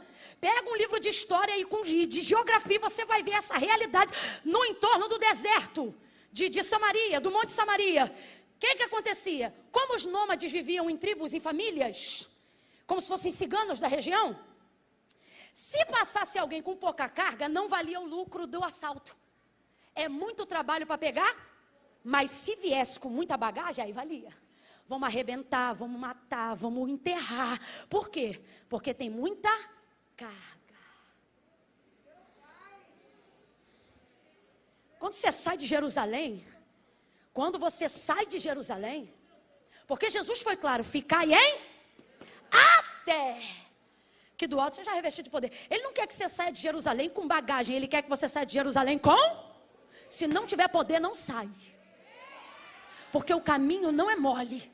Se fazendo o caminho certo, já dá B.O. Você imagina pegando a rota mais longa. Tem gente fazendo a rota longa. Aí, Camila, e daí? Chega, às vezes não, às vezes vive, às vezes morre. Às vezes é assaltado, às vezes é espancado, às vezes é surrado. Mas vamos lá, vamos supor que... Vamos falar dos que chegam. Chega, mas chega tão cansado. Quando chega? Chega tão arrebentado. Quando chega? Chega tão moído. Quando chega? Que não tem força para celebrar porque chegou. Eu vou falar bem rasgado, para todo mundo entender. Tem pregador que chega, mas chega sem família. Chega sem paz, chega sem alegria. Tem cantor que chega, mas chega com tanta pendência no meio, que ele pode estar lá em cima, mas não representa mais nada. Deixou tanto rolo no meio, que não chega. Que chega, mas não significa mais nada. Ninguém me contou não, quando eu era ainda muito nova na fé, eu compreendi isso nos cultos de visita. Quando a gente ia para o culto de visita anular a ação de graça de fulano. É ação de graça, nem sabia que fulano estava na prova. Ah, maravilha, glória a Deus, vamos lá cantar a vitória da irmã. Quando chegava lá, todo mundo alegre, feliz, tinha bolo, tinha refrigerante, tinha tudo de gostoso. E no final a irmã, o irmão triste. Aí um dia eu cheguei para um, disse, por que você está triste? Se Deus fez, se Deus salvou, se Deus curou, se Deus isso, se Deus aquilo. Ai, que eu estou tão cansado, porque foi muito difícil chegar aqui. Falei, Jesus, que lugar é esse que o Senhor quer levar a gente, que no final a gente chega tão doído que não vale mais a pena ter chegado? Aí o Senhor falou para mim, é porque o lugar de chegada fui eu que idealizei, mas o caminho, quem fez foi Ele. Então volta aqui nessa rota que você vai entender. Dá para chegar por aqui? Dá, mas quando chega, sabe-se lá como chega. Agora Jesus não tem tempo para isso não. São só 3 anos e meio. Você sabia que no livro das 100 maiores personalidades conhecidas no Brasil, ele ocupa o 3º lugar? Se eu te contar quem está na frente dele, primeiro, como é que é o nome daquele Oh, meu Deus. O profeta, o nome do profeta, que fala o profeta? Mohammed, primeiro. Maomé, obrigada, acertou. Dá no mesmo, acertou também. Porque, sobretudo quando a pesquisa foi feita em 2010, era uma realidade mais presente do que nunca no mundo.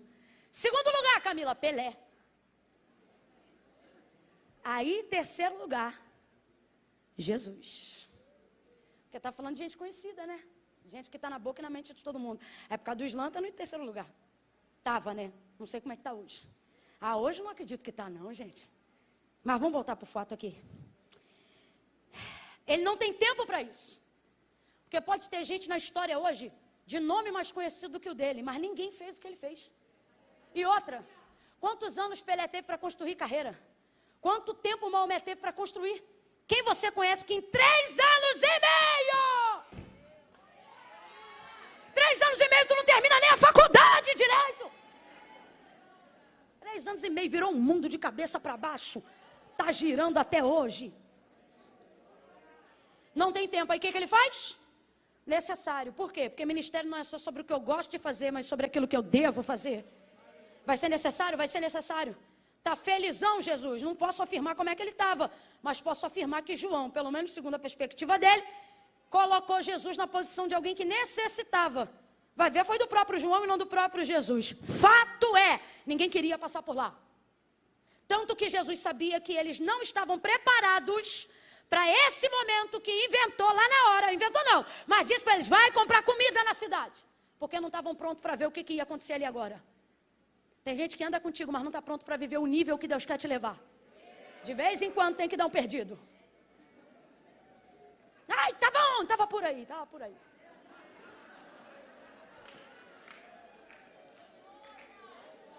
Quando eles voltam não. Foram comprar comida. Jesus então senta. Eu vou fechar aqui, prometo, é o último tópico.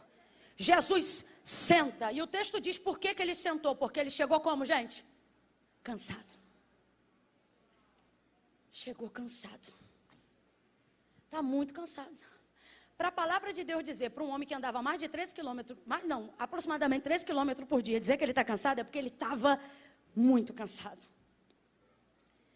Chegou cansado, mas nem é Galileia, é Samaria. E é aqui que você começa a entender a necessidade de descansar. Por que muitos ministérios, casamentos, empresas, vidas espirituais estão naufragando? Porque a logística da nossa mente funciona assim, quando eu chegar eu descanso. Você projeta fazer tudo o que precisa ou deseja fazer depois que você chegar. Quem já perdeu a hora do almoço e depois perdeu a fome porque decidiu só comer depois de terminar uma coisa que já estava fazendo? Geral. Aí chega uma hora que você não tem mais fome, você só tem dor de? Porque o estômago já cerrou, mas o cérebro está ali, ó, latejando. Eu não sei quem inventou, não dá para eu levantar aqui um estudo emocional, não sou psicóloga clínica, só falei desse jeito para você achar que eu estudei psicologia, mas também não estudei. Mas é um efeito recompensa de que tudo que eu fiz, que eu sou, que eu quero, só é válido depois que eu chego onde eu quero. Aí as coisas passam a ter prazer e passam a ter significado. Só que vamos lá, nos últimos 7 anos, depois desse movimento coaching motivacional e emocional, aonde se tem dado mais valor para a alma, para a mente, para as emoções do que nunca antes, a gente começou a perceber. Você quer ver? Eu me lembro. A primeira linha do coaching apareceu dizendo assim, nada contra, tá? São só dados. De verdade, nada contra mesmo. Na primeira linha foi assim, sucesso, coisa sobrenatural. A gente lotava os ginásios para quê? Para aprender um método que não conhecia, uma coisa que a gente não tinha ideia. Para quê? Para a gente arrebentar nas vendas, para a gente ter sucesso na empresa, para a gente ser feliz. De 3 anos para cá, mudou. Agora a ideia é rotina, hábitos, paraná. Por quê? Porque começamos a entender que como a vida é uma jornada, o ideal não é você esperar para ser feliz, mas ser feliz enquanto vai para lá. Sim ou não? É a melhor maneira, é a mesma coisa. Quando Deus chamou Abraão para sair da terra dele e ir para uma terra que ele ia mostrar, ele disse para Abraão qual era a terra? Ele disse para Abraão qual era a terra? Era a mesma terra que o pai queria chegar, era a promessa antiga Canaã. Mas Deus falou para ele? Não, Deus não falou para ele não. Porque para Deus não importava necessariamente aonde ele ia chegar, mas importava o jeito que ele ia fazer a viagem. Tudo que Deus tem para cumprir na nossa vida, Ele pode fazer cumprir do dia para a noite. Quem está entendendo, diga amém. E por que Deus não faz? Porque Ele não está preparado para nos dar? Ou porque nós não estamos preparados para receber? Agora, Camila, esse não receber significa que nesse intervalo de tempo, Deus tem que me provar, me humilhar. Nada disso. Sai desse misticismo religioso desgraçado. De que para ser profeta tem que ser pobre. De que quanto mais de Deus, menos dente na boca tem que ter. De que para ser vaso não pode ser assim ou assado. Sai disso. Isso é misticismo religioso. O que Deus deixa claro é que nesse intervalo de tempo, você vai poder desenvolver com Ele o que nós chamamos humanamente de relacionamento. Camila, mas Deus ama a todos igualmente. Há alguma coisa que eu possa fazer para que Deus me ame mais? Não. Há alguma coisa que eu deixe de fazer para que Deus me ame mais? Também não. Deus vai amar do mesmo jeito. Porque isso não tem a ver de como Deus se relaciona com nós, isso tem a ver de como nós. Então, Camila, o amor de Deus por todos é igual? Igual. A oportunidade salvífica é igual? Já foi, totalmente. Eu digo já foi porque já é. Agora, a maneira como cada um se relaciona com Deus não depende de como Deus serve Ele, depende de como Ele serve a Deus. O que eu estou dizendo? Quando Deus chama Abraão para sair da terra dele e ir para a terra da promessa, vamos dizer assim, Deus podia trazer a terra, se quisesse, para Abraão onde ele estava. Só que Deus vai fazer com Abraão algo que Ele quer fazer com todo mundo a quem Ele quer dar o destino da jornada. O quê? Ter Ele no trajeto. Por quê? Porque a alegria não é chegar lá para dizer eu tenho. Porque isso não é garantia de que você vai continuar tendo. Quantas pessoas você conhece que tiveram promessa, Deus cumpriu, mas não tem mais o Deus que cumpriu? Fala a verdade, fala a real. Por quê? Porque não souberam fazer com Deus relacionamento enquanto iam para lá. Você quer ver? Eliseu prometeu a Sunamita um filho. Ele disse, tu conceberás e darás à luz a um filho em cabo de 1 ano. Ela teve um filho, sim ou não? Quando a gente acredita que o menino tinha ali quase 12 anos de idade, que era o tempo que ele podia sair para ir para o campo, para o trabalho do pai, o texto diz que nesse dia o menino morreu. Agora eu te pergunto, é responsabilidade de Eliseu ressuscitar o menino? Não, ele disse que o menino ia nascer. Nasceu ou não nasceu? Viveu ou não viveu? Mas quando o menino morreu, ela foi atrás do homem de Deus. Agora eu vou te perguntar de novo, ele tinha obrigação de ressuscitar Eliseu? Perdão, o menino tinha obrigação? Não, mas ele ressuscitou sim ou não? Sim ou não? Porque isso ali não tinha a ver com a promessa, tinha a ver com um relacionamento de mais de 15 anos. Ele entrando, comendo, vivendo ali com ela, com o esposo, com a família. Olha como é que relacionamento com Deus é importante. Ter a garantia de que algo que Deus falou vai cumprir não é o melhor. O melhor é saber que Ele vai me dar manutenção, jeito de administrar. Porque se tudo que Deus promete para a gente é maior do que a gente, porque não fala sobre a nossa capacidade, fala sobre a dele, significa que eu por mim mesma não tenho condições de gerir nada que veio de Deus para mim, não tenho. Humanamente falando, não. Quantos ministérios sucumbiram debaixo da própria glória? Quantos sucumbiram debaixo da própria sabedoria? Fala aí, minha professora que está aqui com a gente. Quantas pessoas sucumbiram debaixo da própria genialidade? Gente que a gente olha e não reconhece mais. Não porque não tem, mas porque mesmo tendo não é mais. Por quê? Porque se Deus te deu algo ou falou que vai te dar, é algo muito grande, é algo que nem cabia em você. Mas é Ele que faz caber, Ele que dá o jeito dele. Então veja, o negócio não é você chegar. O negócio é você saber o que faz depois que chega. O negócio é você saber se você teve no tempo que andava relacionamento o suficiente para agora fazer disso uma vitória e não um peso. Porque quantas pessoas vivem hoje debaixo de um peso? Porque estão tendo que suportar sozinhas aquilo que Deus disse que era junto. Por que Moisés está num vale com o povo? Canaã é subida e o Senhor diz, eu vou fazer eles herdar. Sabe o que Deus está dizendo? Vou fazer vocês subirem daqui para a terra de Canaã. Mas Moisés diz, se a tua presença não for, sabe o que ele está dizendo? Eu prefiro ficar aqui nesse vale, aonde tem a tua presença, do que ali em Canaã, aonde o Senhor não habita. Aí Deus diz assim, olha isso, Deus diz assim, Moisés, então tá bom, minha presença vai contigo para te fazer descansar. Sabe o que Deus está dizendo? Nem coluna, nem nuvem, só você vai saber que eu estou. Moisés vai? Não, porque ele não dá conta desse povo rebelde sozinho.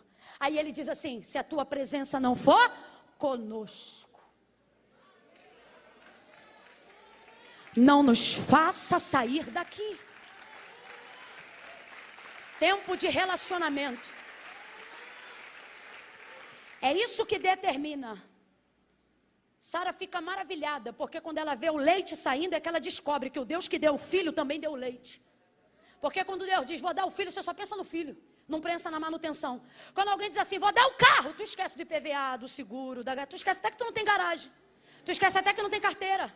Só que Deus está dizendo, se fui eu que te prometi uma coisa, eu não sou igual o pai que faz o filho e larga. Ele está dizendo, não, quando eu te prometer o filho, eu vou te dar leite. Se eu te prometi o carro, eu vou te dar uma casa com garagem. E se eu te prometi o carro, eu vou te dar o combustível. Ai, Camila, é que eu estou num vento, é porque foi você que comprou. Porque quando é Deus que dá, Ele traz manutenção àquilo que Ele entrega. Volta para o texto e a gente vai encerrar. É que a terra aqui é muito fértil, pastora Fernanda. Aí a gente fica assim jorrando, perde a noção das coisas. Mas a mensagem é prazo, vamos terminar no prazo.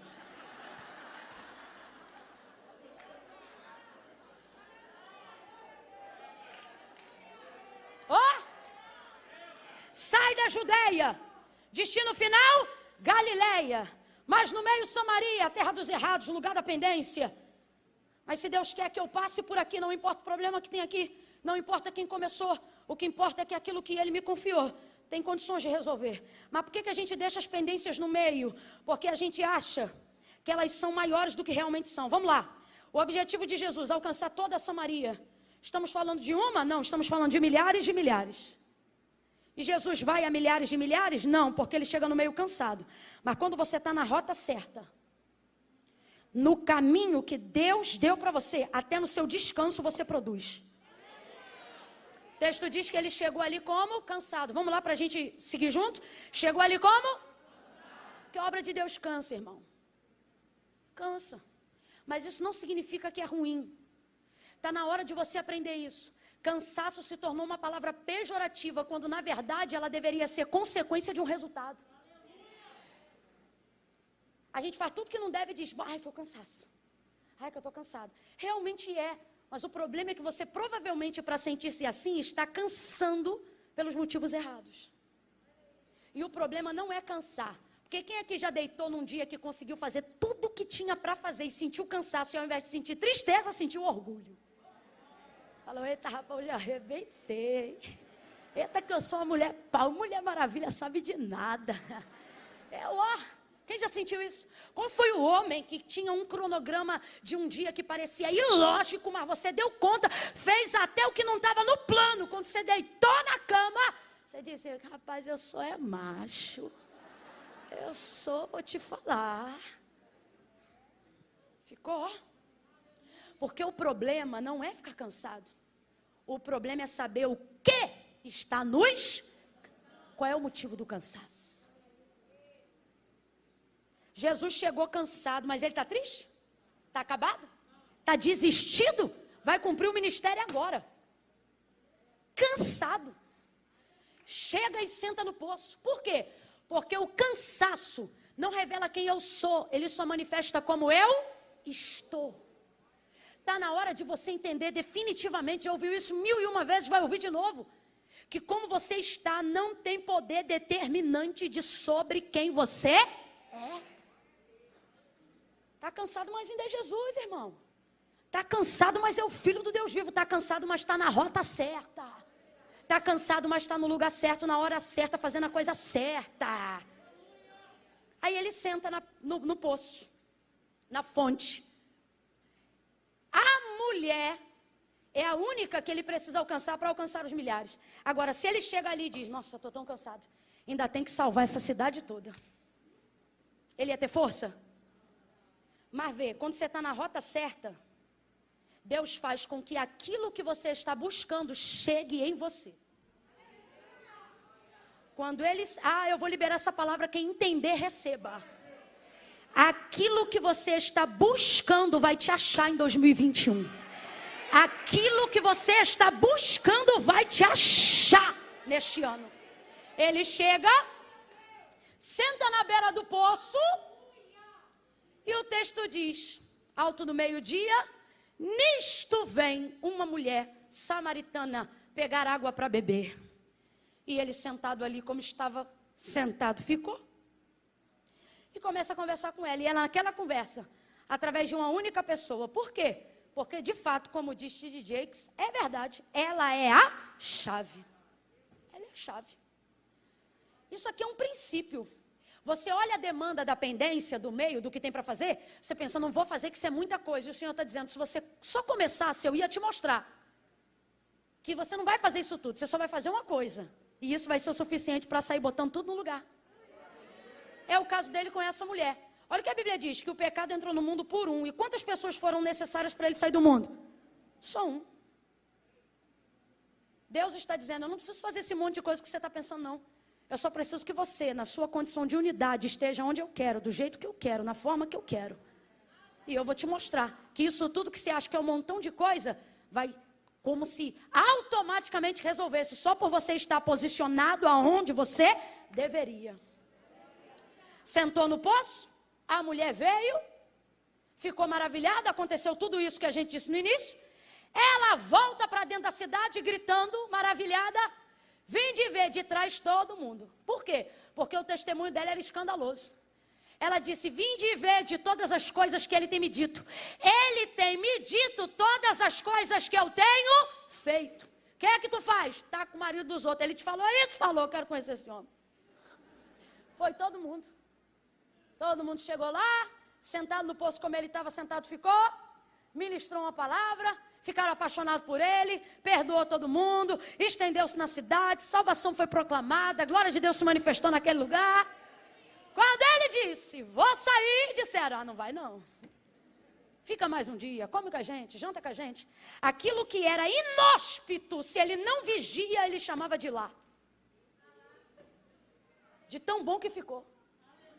Do nada acende uma fogueira, queima um negocinho, traz um pão tostado. Daqui a pouco alguém lava o pé dele, traz uma toalha. E ele diz, vamos embora. Ele diz, não, eu tenho para mim que aquele hino antigo da Assembleia de Deus nasceu aqui. Aquela coisa dos assembleianos de cantar assim. Fica, Senhor, já se faz tarde. Não toca não, que eu não sei cantar não, pastor. Tens meu corpo. Não, senão você vai catar aí, ó, até...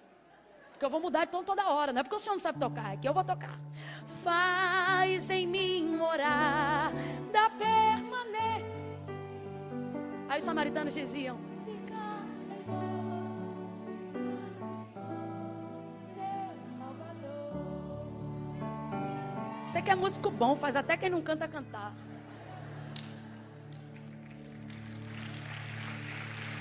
Aleluia. Aleluia. Ai, Camila, eu estou cansado. Você acha o quê? Que era imersão, não era surf, não. Era imersão. A Bíblia diz que quando o corpo está cansado é porque a alma já abasteceu o suficiente. Salomão diz isso. Quando ele diz que o estudo é enfado da carne, significa que quando aqui cansou, é porque aqui dentro já tem o suficiente para armazenar. Olha isso, gente. Pode continuar tocando, pastor, para a gente terminar junto. Que eu estou me achando com o senhor tocando aí.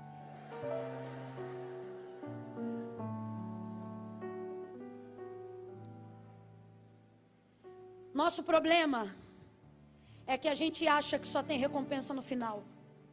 Só tem vitória no final. Só tem honra no final. Só tem milagre no final. E o Senhor está deixando claro hoje aqui. Não deixa a sua ânsia de chegar no final roubar de você a experiência do durante. Porque é isso aqui que faz você chegar aqui e ao invés de dizer cheguei, você vai dizer vivi.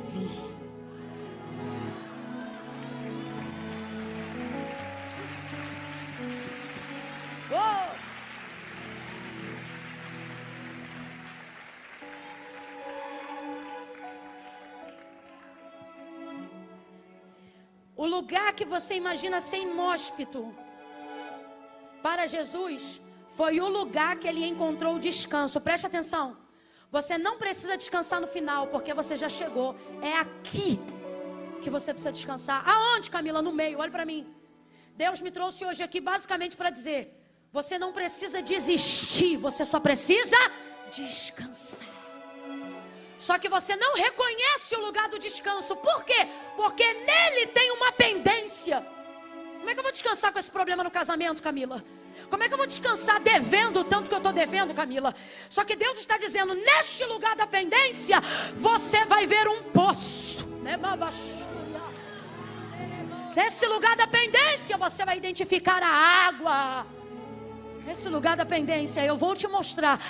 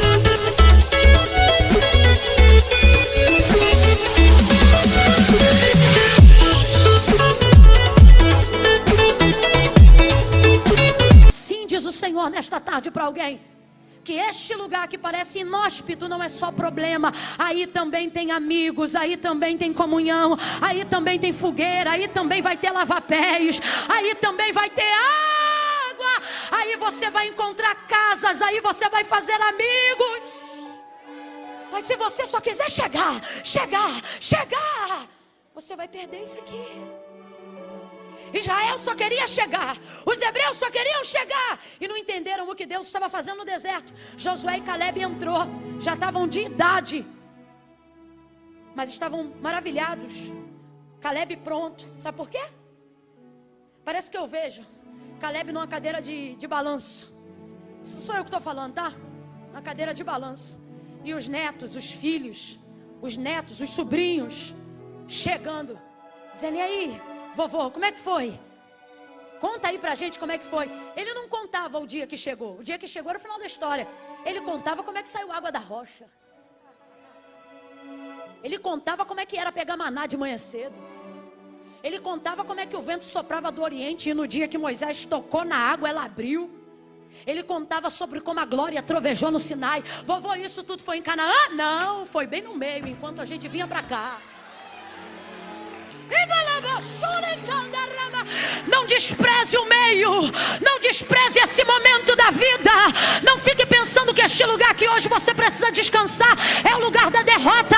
Ele está dizendo, é nesse ponto da vida, é neste ponto da vida que eu vou te dar paz em meio à guerra. É neste ponto da vida que você saberá o que é a paz que excede todo entendimento.